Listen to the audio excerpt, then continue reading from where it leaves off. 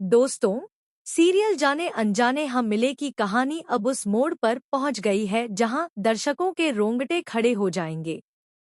कहानी अब सिर्फ एक प्यार और नफरत की जंग नहीं रही बल्कि यह बदल चुकी है इंसाफ और बदले की जंग में। माँ की मौत और रीत का बदला।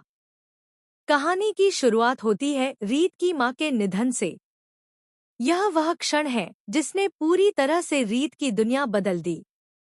उसकी आंखों के सामने उसकी माँ ने आखिरी सांसें ली और अब उसका दिल सिर्फ एक आवाज कर रहा है, इस मौत का जिम्मेदार सिर्फ और सिर्फ राघव है। रीत अपनी माँ के शव के सामने खड़ी होकर कसम खाती है, आज मैं तुम्हारी कसम खाती हूँ माँ, मैं राघव सूर्यवंशी को उसकी हर चाल का हिसाब दूंगी। उसे वो दर्द दूंगी जो तुमने झेला है, मैं उसे कभी नहीं छोड़ूंगी।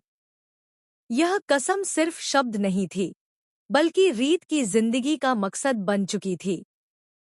बुआ का षड्यंत्र। अब आते हैं कहानी के उस मोड़ पर जहां असली खेल शुरू होता है। राघव की बुआ जी, जो हमेशा से ही रीत और राघव के रिश्ते को खत्म करना चाहती थी, अब मौका देखकर पूरी चालाकी से नया खेल रचती हैं।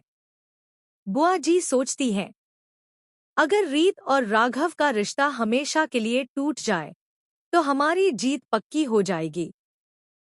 इसी सोच के साथ वह पूरी फैमिली को लेकर पहुंचती है रीत की मां के अंतिम संस्कार पर।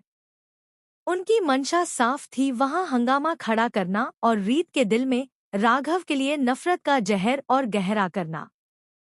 अंतिम संस्कार पर हंगामा। दृश्य बहुत ही भावुक होता है। रीत अपनी मां के शव के पास बैठी होती है, आंखों से आंसू रुकने का नाम नहीं ले रहे।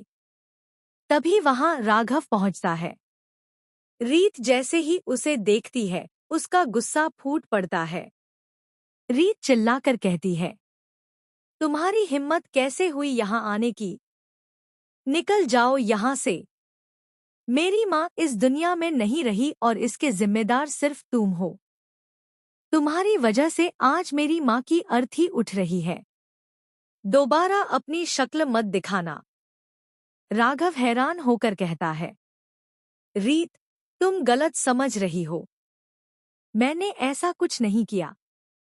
असली गुनहगार कोई और है। लेकिन रीत मानने को तैयार नहीं होती। वह सबके सामने राघव को जोरदार थप्पड़ मार देती है। पूरा परिवार यह दृश्य देखकर स्तब्ध रह जाता है। सच्चाई की झलक। राघव अपनी सफाई में कहता है, रीत, तुम्हारी माँ की मौत के पीछे मेरी नहीं बल्कि माँ